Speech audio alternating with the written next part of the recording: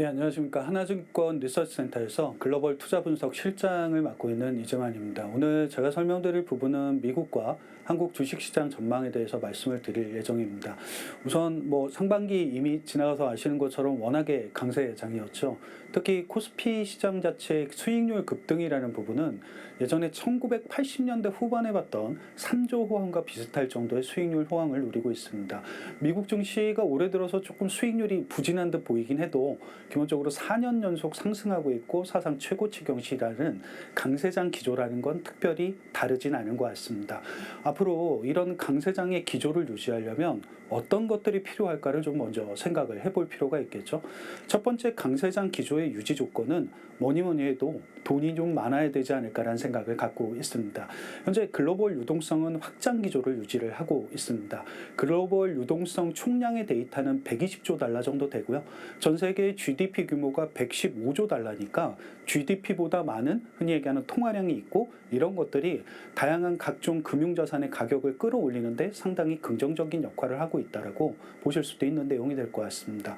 다만 이제 여기서 좀 고민이 생길 수밖에 없는 부분이 뭐냐면 최근에 미국과 이란 간의 전쟁으로 인해서 유가가 급등을 했습니다. 어느 정도 물가 상승에 분명히 영향을 줄 수밖에 없다는 구조적인 사실이 있기 때문에 그래서 올해 연준이 과연 금리를 인하할 수 있을까? 특히 인하에 대한 기대감은 이미 소멸이 됐고 인상의 가능성까지 높아지고 있는 상황이기도 합니다.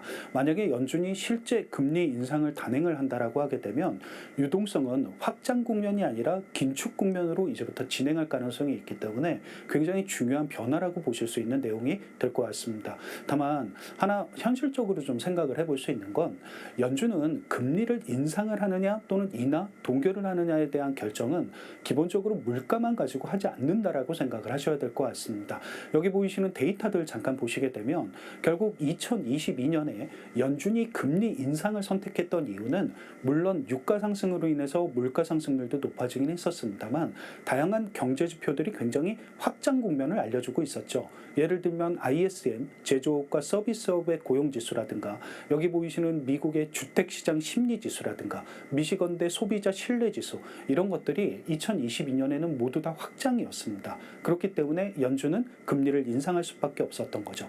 대신 2025년 같은 경우는 연준이 흔히 얘기하는 관세 부과에도 불구하고 금리 인하를 선택할 수밖에 없었던 건 고용지수, 주택시장 심리지수 그리고 소비자 신뢰지수가 모두 위축 국면을 나타냈기 때문에 금리 인하를 하반기 때 선택을 했었습니다. 2026년이 지금은 어떨까? 물론 물가 상승에 대한 우려는 분명히 있는 건 맞습니다만 그렇다고 해서 고용지수라든가 주택시장지수, 소비자 신뢰지수 이런 것들은 그냥 2025년에 이어서 연속적으로 위축 국면을 나타내고 있기 때문에 금리 인상의 가능성은 실제로 그렇게 높지 않다라는 생각도 해보실 수 있는 내용이 될 것 같습니다. 현재 미국의 10년물, 2년물 국채금리는 모두 다 금리 인상에 대한 기대감을 반영하고 있기 때문에 오히려 하반기쯤에는 금리 동결 가능성이 더욱더 높아진다라고 하게 되면 시중금리는 하락할 가능성이 높다. 즉 연준의 또는 글로벌 유동성 확장 국면은 크게 바뀔 기조가 아니다라는 생각을 먼저 해두실 필요가 있으실 것 같습니다. 여기에 흔히 얘기하는 강세장의 또 다른 기본적인 조건은 경기와 기업의 이익 사이클의 확장 국면의 유지 여부입니다. 근데 물론 이거는 흔히 얘기하는 지금까지는 확장 국면을 잘 유지하고 있죠. 그게 반도체가 됐건 IT의 중심이 됐건. 근데 최근에 유가의 상승과 함께 혹시 비용 부담이 높아져서 더 이상 기업들의 이익 사이클의 확장이 어렵지 않을까라는 생각도 고민스럽게 갖고 있는 부분이기도 합니다. 근데 이거는 한번 생각해 보실 수 있는 이슈가 뭐냐면 지금의 그 기업들의 이익 사이클을 확장으로 이끌고 있는 변수는 여기 보이시는 것처럼 미국 IT 기업들의 투자의 확장입니다. 이 부분의 확장의 진행 속도가 굉장히 빠르죠. 기본적으로 최근에 YOY 즉 전년 동월 대비의 변화율이 거의 80% 수준에 육박할 정도로 높아져 있는 상황이기도 합니다. 그러면 유가의 상승률은 그만큼 빠를 거냐? 물론 최근에 유가가 급등하고 있는 건 맞습니다만 저 흔히 얘기하는 투자 증가율보단 좀 낮은 정도의 수준인 67% 정도 수준을 유지하고 있기 때문에 흔히 얘기하는 투자가 흔히 얘기하는 유가의 상승분을 상쇄를 하게 되면서 기업의 이익 확장도 여전히 유효할 거라고 있다라고 보시면 될 것 같습니다. 미국 IT 기업들의 투자가 굉장히 중요할 수밖에 없다는 시절이고 그런 것들이 기업들의 이익이라든가 이런 것들에 중요한 영향을 준다라고 보시면 될 것 같습니다. 왼쪽 그림 잠깐 참고해 보시면 아시겠지만 올해 미국의 하이퍼스케일러들이라고 불리우는 미국 IT 투자 주도 기업들의 흔히 얘기하는 캐펙스 즉 투자 금액은 7,500억 불 정도 되고요. 내년의 예상치가 1조 달러를 좀 넘어갈 거라고 보고 있습니다. GDP 대비 거의 2, 3% 이상 수준의 투자를 진행을 하고 있고 과거의 투자 붐이었던 흔히 얘기하는 산업혁명이라든가 닷컴 버블 시절 당시에 투자 비율 대비해선 상대적으로 좀 낮은 수준을 유지하고 있으니까 추가적인 투자도 분명히 더 가능할 수 있을 거다라는 생각도 해보실 수 있는 내용이 될 것 같습니다. 그리고 물론 주식시장은 항상 고비용과 고부담 이런 것들에 대해서 신경을 쓰고는 있습니다만 기본적으로 이렇게 이익이라든가 투자라든가 이런 것들이 확장되고 있는 과정이기 때문에 유동성 또는 강세장의 기준 조건이라고 불리우는 유동성의 확장과 기업 이익의 확장은 여전히 유효한 상황이다라고 보실 수 있는 내용이 될 것 같습니다. 대신 좀 지수를 계산을 한다라고 할 때 그 의미를 다시 되새겨 본다라고 하게 되면 아직은 금리가 높습니다. 그렇기 때문에 뭐 PER의 상승이라든가 이런 것들을 당장 기대하기는 좀 쉽지는 않겠죠. 대신 PER의 상승을 기대하기는 어렵다 하더라도 흔히 얘기하는 유가의 상승을 뚫고 올라갈 수 있는 기업들의 이익 확장이라는 게 있기 때문에 기본적으로 기업들의 이익 대비해서 현재 어느 정도까지 지수가 올라갈 수 있는지에 대한 생각을 해본다라고 하게 되면 우선 S&P 500 같은 경우는 여기 왼쪽의 그림 막대 그래프 잠깐 참고해 보시면 이게 흔히 얘기하는 지수의 상단을 계산한다는 의미는 이게 시나리오 자체가 베스트 시나리오로 갖고 계산할 수밖에 없고 베스트 시나리오를 하면 결국 S&P 500의 이익이 올해 거를 반영한다는 게 아니라 올해 연말로 가게 되면 내년에 증가할 수 있는 이익에 대한 반영을 할 가능성이 높기 때문에 여기 보이시는 것처럼 내년 S&P 500의 EPS는 377불 정도 됩니다. 굳이 흔히 얘기하는 PER의 상향 조정 이런 게 없다 하더라도 S&P 500의 평균 PER 상단 즉 이익이 증가할 때 PER의 평균 상단은 대략적으로 보이시는 것처럼 24.5배 정도 되기 때문에 377불에 24.5배로 곱하시게 되면 S&P 500 지수는 대략적으로 9,250포인트 정도가 상단으로 계산이 가능한 부분이 될 것 같습니다. 이거를 코스피에 대입을 하게 되면 조금 더 드라마틱할 수밖에 없겠죠. 왜냐하면 여기 왼쪽에 보이시는 막대 그래프가 코스피의 순이익 막대 그래프입니다. 올해 순이익은 대략적으로 한 690조 원 정도의 코스피 순이익을 예상을 하고 있고 내년 순이익은 850조 원대를 넘어갈 거라고 현재 추정치는 갖고 있기도 합니다. 물론 반도체의 역할론이 굉장히 강했고 앞으로 반도체의 순이익 추정치가 상향 조정된다라고 하게 되면 저보다 더 순이익 추정치는 높아질 가능성이 있다는 점을 염두에 두실 필요는 있으실 것 같습니다. 대신 굳이 PER이 상승하거나 이러지 않는다고 하더라도 우리나라 코스피의 흔히 얘기하는 2010년 이후의 평균 PER은 9.96배 정도 됩니다. 그러면 어쨌거나 상단은 베스트 시나리오이기 때문에 내년 853조 원이라는 순이익에 9.96배를 곱하시게 되면 코스피가 갈 수 있는 흔히 얘기하는 시가총액 상단이 계산이 되겠죠. 여기 보이시는 두 번째 막대 그래프 대략적으로 8,500조 원 정도로 계산이 되고 이거를 현재 주식수가 늘어나지 않는다는 가정을 하게 되면 코스피의 상단은 1,379포인트 정도 즉 1,380포인트 정도로 계산이 되기도 합니다. 아직까지는 추가적인 상승 여력 이런 것들이 충분히 더 부가적으로 남아있다라고 보실 수 있는 이유들 이런 것들이 되지 않을까라고 보고 있습니다. 대신 어떤 업종이 갈 거냐에 대한 생각은 한번 강세장이 만들어지고 그 강세장의 주도 업종은 잘 변하지 않는다는 특징들도 좀 기억해 두실 필요는 있겠죠. 강세장이 주식시장의 변동성이 높다는 것도 아시는 것처럼 강세장은 주도 업종이 잘 변하지 않는다. 이런 특징들도 기억을 해 두실 필요는 있으실 것 같습니다.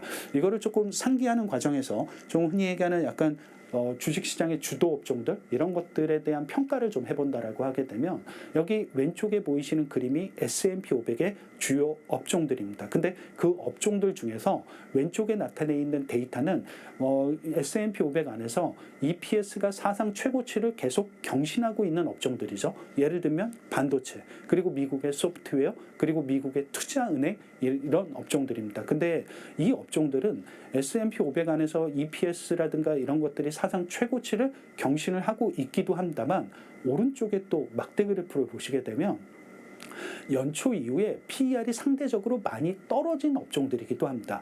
이거는 흔히 얘기하는 이익의 증가 속도보다 PER의 즉 주가의 상승 속도가 느렸기 때문에 나타나는 현상이라서 기본적으로 이익의 상승만큼 주가가 상승한다는 추가적인 가정이 충분히 가능할 수 있는 부분이 될 것 같습니다. 그래서 미국은 여전히 뭐 엔비디아라든가 브로드컴이라든가 마이크론 테크놀로지와 같은 여기 왼쪽에 보이시는 반도체와 그리고 미국의 알파벳이라든가 최근에 다소 좀 부진하고는 있습니다만 메타라든가 마이크로소프트 이런 쪽의 소프트웨어 업종들도 여전히 좀 관심의 대상이 될 거라고 보시면 될 것 같고, 그리고 미국의 투자은행이라고 불리우는 쪽들이 대부분 다 골드만삭스라든가 찰스 스왑과 같은 기업들 같은 경우가 이익 추정치가 사상 최고치를 경신하면서 상승하고 있는 기업들이기 때문에 여전히 좀 유효하게 관심을 두실 수 있는 내용이 되지 않을까 생각을 갖고 있습니다. 한국 같은 경우도 이미 좀 어느 정도 주도 업종의 윤곽은 많이 결정이 돼 있는 상황입니다. 여기 왼쪽에 그림을 보시게 되면 우리나라 삼성전자하고 SK하이닉스로 대변되는 반도체죠. 근데 최근에 이 두 기업의 주가를 보고 있으면 약간 고민이 뭐냐면 너무 주가가 많이 올라갔다는 거죠. 예를 들면 저 두 기업이 차지하고 있는 코스피의 시가총액의 비중은 무려 48%나 됩니다. 거의 절반 정도의 시총 비중을 갖고 있는 거죠. 근데 또 다르게 생각을 해보시면 두 기업이 코스피 내에서 차지하고 있는 순이익의 비중은 어느 정도 될까? 보이시는 것처럼 72% 정도 됩니다.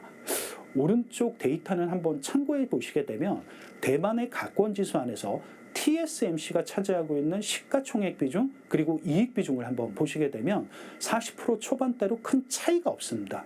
가끔 우리가 주가가 많이 올랐고 그게 과열이고 그게 버블이고 이런 것들에 대한 평가는 주가가 어느 정도 올라갔느냐에 따라서 평가하는 게 아니라 기본적으로 이익 대비 주가의 수준 이런 것들을 갖고 평가를 해야 된다는 본질을 가지고 계신다라고 하게 되면 삼성전자하고 하이닉스의 주가가 많이 오르긴 했습니다만 아직까지도 이익 비중 대비해서 주가 전체 시가총액 비중 자체가 높지 않다. 이런 생각을 해보시게 되면 두 기업의 추가적인 주가의 상승 여력, 지수를 상승시킬 수 있는 원동력 이런 것들은 충분히 더 갖고 있다라고 보실 수 있는 내용들이 될 것 같습니다. 오히려 기업들의 이익과 버블이라는 측면에서 좀 살펴볼 수 있는 과거의 사례를 하나 말씀을 드리면 여기 보이시는 왼쪽의 그림을 잠깐 보시면 될 것 같습니다. 예전에 미국의 IT 버블이 있었고 그게 붕괴됐던 시점들이 있었죠. 예를 들면 대표적인 사례가 2000년 3월 달입니다. 즉 그 당시 2000년 3월 달에 나스닥 지수에 흔히 얘기하는 가장 정점이 형성됐고 그 이후에 나스닥 지수 자체는 하락을 하게 되면서 버블이 붕괴되는 시점에 딱 분기점에 서게 됩니다. 그러면 2000년 3월 달에 어떤 일이 있었을까를 마이크로한 데이터를 하나 본다라고 하게 되면 여기 왼쪽에 보이시는 그림처럼 원래 1999년에서 2000년 1, 2월 정도까지는 GE라든가 마이크로소프트와 같은 기업이 미국에서 시가총액 1등, 2등을 하고 있었습니다. 그 당시 가장 돈을 많이 버는 기업들이 자연스럽게 시가총액 1, 2위를 다투고 있었던 거죠. 근데 2000년 3월 달에 잠깐 2000년 3월 26일에서 27일에서 28일 사이에 양 이틀간 S&P 500의 시가총액 1등 기업이 바뀌었습니다. 그게 누구냐면 시스코 시스템즈였죠. 물론 시스코 시스템즈가 이익 증가율이 굉장히 높았던 건 맞기는 합니다. 그러나 오른쪽 막대 그래프 잠깐 보시게 되면 아무리 이익 증가율이 높다 하더라도 여기 보이시는 시스코 시스템즈라는 기업 자체의 순이익의 규모는 마이크로소프트라든가 그 당시 GE 대비해서 거의 20에서 30% 정도 수준에 불과했었습니다. 즉 흔히 얘기하는 이익 규모에 걸맞지 않는 기업들이 이렇게 주가만 상승해서 시가총액의 순위를 뒤바꿔 놓을 때 이런 때가 가장 과열이고 과열에 대한 우려가 있고 버블이 붕괴될 수 있다는 조짐이기도 한 것 같습니다. 삼성전자하고 하이닉스는 우리나라에서 이익 규모가 가장 큽니다. 물론 글로벌 대비해서도 거의 탑10 안에 다 들어가는 기업들이기도 합니다. 그런 기업들이 시가총액 1, 2등을 하면서 흔히 얘기하는 지수를 상승시키는 과정 자체가 버블의 정점이다라고 평가하기는 어렵겠죠. 미국의 엔비디아라든가 미국의 알파벳이라든가 이런 기업들이 돈을 가장 많이 벌고 있습니다. 그런 기업들이 미국에서 시가총액 1, 2등을 다투고 있다는 건 흔히 얘기하는 과열이라기보다는 아주 정당화되고 자연스러운 현상일 수 있다는 점도 생각해 보실 수 있는 내용이 될 것 같습니다. 오히려 주도 업종이라든가 반도체의 주가 정점에서 가장 중요하게 보셔야 될 데이터는 여기 보이시는 왼쪽에 보이시는 두 개의 차트가 될 것 같습니다. 지금 말고 예전에도 우리나라는 반도체의 슈퍼 사이클이 한번 있었죠.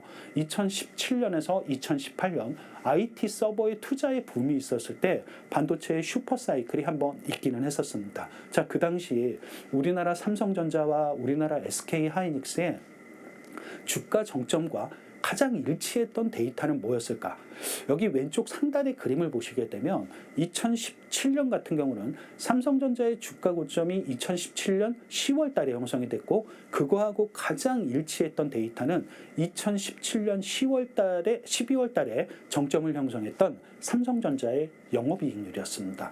왼쪽 하단에 또 그림을 보시게 되면 SK 하이닉스 같은 경우는 그 당시 삼성전자보다 주가 고점이 좀 뒤에 있었죠. 2018년 5월 달이었고 그 당시 가장 SK 하이닉스의 주가 정점과 일치를 했던 부분은 여기 보이시는 하이닉스의 영업이익률이 정점을 통과하게 되면서 주가도 정점을 통과했다는 내용이 될 것 같습니다. 한 번쯤 주도 업종의 가장 끝단 그리고 후기에서 가장 볼 수 있는 중요한 지표는 영업이익률이라는 생각을 하시면 될 것 같습니다. 왼쪽 하단에 그림을 보시게 되면 우리나라 삼성전자하고 SK 하이닉스의 영업이익률의 정점은 올해는 아니죠. 빠르면 내년 1분기에서 늦으면 좀 내년 2분기 정도까지 추정치가 형성이 되어 있는 것 같습니다. 주가가 2개월 정도 선행을 하는 건 맞기는 합니다만 아무리 선행성을 가진다 하더라도 올해 연간 전체적으로는 삼성전자, SK 하이닉스, 반도체, 특히 AI 인프라 투자 관련주들을 중심으로 해서 지수 상승이라든가 이런 것들이 크게 바뀌진 않을 것 같다라는 생각도 말씀을 드릴 수 있는 내용이 될 것 같습니다. 아까 강세장에선 주도주가 잘 변하지 않는다라는 말씀을 드렸습니다. 근데 그게 이번에 무슨 상황에 대한 특징은 아니고요. 여기 보이시는 테이블, 과거형 테이블이긴 합니다만 잠깐 참고를 해보신다라고 하게 되면 왜 예전에도 코스피가 이전 고점을 돌파해서 신고가를 만들 때가 다 분명히 있었습니다. 여기 보이시는 5번의 케이스가 그 이전 케이스들입니다. 근데 복잡한 숫자, 복잡한 업종을 보시기보다는 간략하게 결론을 말씀을 드리면 흔히 얘기하는 코스피가 이전 고점을 돌파할 때 가장 주가 수익률이 높았던 업종들이 다음 고점을 만들 때까지 흔히 얘기하는 주도 업종의 역할을 하게 된다는 건 매번 시대마다 업종이 달라져도 동일한 형태로 나타나고 있다는 특징이기도 한 것 같습니다. 아까 말씀드렸던 글로벌 전체적으로 반도체라든가 AI 인프라 투자 관련해서 나타날 수 있는 주도 업종들, 그러니까 흔히 얘기하는 전력기기라든가 여기서 흔히 얘기하는 데이터 센터에 전력을 공급해야 되는 신재생이라든가 그리고 에너지를 저장할 수 있는 산업들, 2차 전지가 에너지 저장 장치 산업의 핵심 부품 정도가 되겠죠. 이 정도와 그리고 또 다른 축에서 보게 되면 우리나라 조선과 방산처럼 수출을 주도할 수 있는 업종들, 이런 쪽들을 중심으로 해서 계속적인 순환매 형태, 조금 반도체가 쉴 때 갈 수 있는 업종군으로 형성을 해두신다라고 하게 되면 주도주의 순환 논리에도 좀 맞지 않을까라는 생각에서 말씀을 드릴 수 있는 전체 하반기 내용이었던 것 같습니다. 오늘 제가 갖고 있는 하반기 주식시장에 대한 미국과 한국 시장에 대한 설명은 이걸로 마치도록 하겠습니다. 경청해 주셔서 감사합니다.